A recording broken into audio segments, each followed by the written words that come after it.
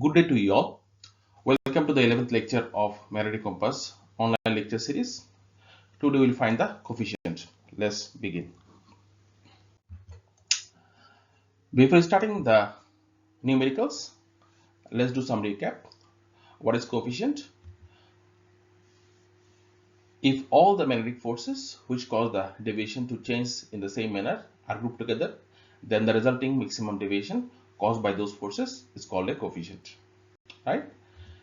The coefficients are the mathematical representation of the deviation caused in the compass due to permanent and induced magnetism.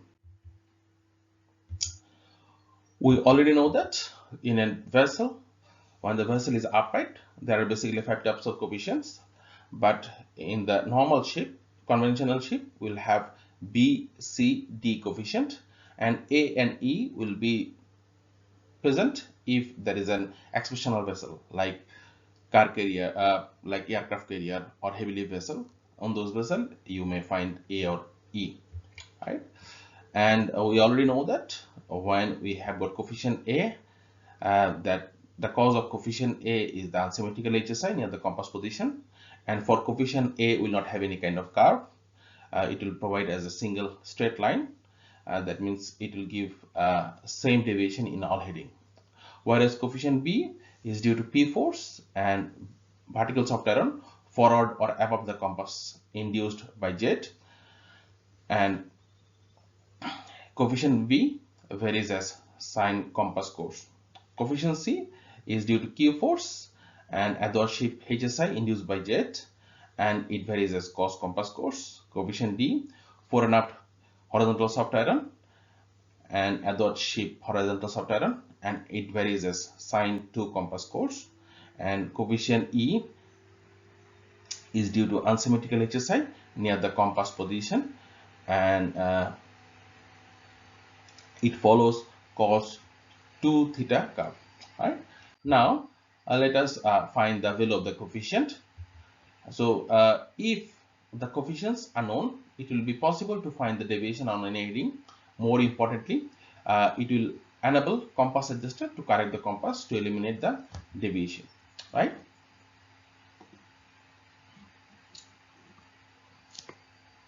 Now, to find out the deviation, we follow a formula. The formula is equal to deviation is equal to A plus B sin theta plus cos C cos theta D sin 2 theta and plus E cos 2 theta, right? And why this formula is like that? Because we know that coefficient A gives us a straight line and coefficient B follows a sine curve, so that's why it is multiplied by B. C follows cos curve, so it is multiplied by C cos theta, and D follows sine 2 theta curve, so that's why it is multiplied by sine 2 theta curve, and E follows cos 2 theta, that's why it is multiplied by cos 2 theta, right? Now let us find the coefficient for each of the let us find the value of each of the coefficient, right? So let us assume that the deviation obtained from a compass swing on 8 compass headings are as follows, right? So for northerly heading, when the vessel heading is 0 degree, that time the compass adjuster has got a coefficient has got a deviation of 8 degree east. When the vessel is on the northeasterly heading, at that time the compass adjuster has got the value 12 degree east. When the vessel heading easterly course, that means 090 degree course, that time the compass adjuster has found the deviation 1 degree east. So when the vessel is on the southeasterly heading, that is that time 14 degree west. For southerly heading 10 degree west, southwesterly heading 6 degree east, for westerly heading 10 degree east, and northwesterly heading we have got 5 degree east. So we know that, so we have got for 8 heading different deviation we have got, right? Now let us find the value of the coefficient by those deviation, right? So how to find the coefficient A? So coefficient A can be found by taking the mean of the deviation at least 3 equidistance heading, but more usually on 8 heading, right? So when the compass adjuster want to obtain the value of the coefficient A, that time normally the compass adjuster take at least 8 equidistant heading and take the mean of that, right? So we have got here 8 equidistant heading, and for those 8 equidistant heading we have got 8 deviation. Now if we do a mean for those deviation, we will get the coefficient A, right?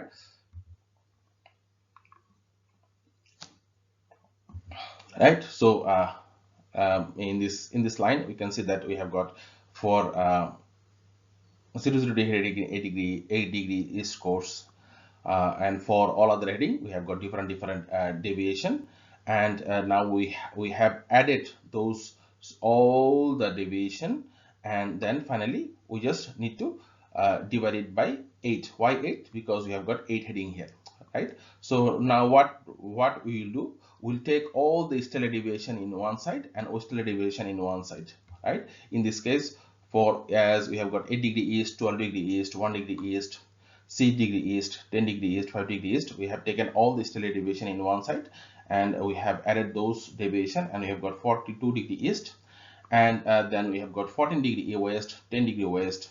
So we have taken those deviation in one side, we have got 24 degree west. Now if we take this 14 degree east and 24 degree west, now here you can see that 42 degree east is greater than 24 degree west. So we'll deduct this 40 degree 24 degree west from 42 degree east, right? And in that case what we get 18 degree east, and then what we'll get if we get this for 18 degree east and then we just divide it by 8, we get 2.25 degree east. So it's just a normal mean of the all the deviation, right? So in the field of compass adjusting, if you get easterly deviation, right? So normally we denote it as positive, and if you get westerly deviation, then we denote it as negative deviation, right? So we can write it down like for coefficient A we get plus 2.25, right? So what does it means? It means the maximum deviation caused by the asymmetrical HSI induced by H is 2.25 degree, right?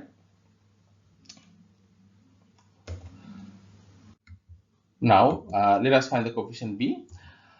So this coefficient B can be found by taking the mean of the deviation on easterly and westerly heading, right, with the name of the deviation change on the westerly heading, right? Why?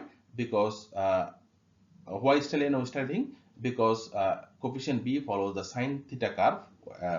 If you see your previous notes, you'll see that coefficient B follows sine theta curve, and it gives the maximum deviation in easterly westerly heading. So the compass adjuster, they take the maximum deviation and they just take the mean of these two heading, right, with the name change on the westerly heading, right? So we have got this 8 deviation from 8 different heading. Now we'll just take only easterly heading and westerly heading. For easterly heading we can see that we have got 1 degree east, and westerly heading we have got 10 degree east.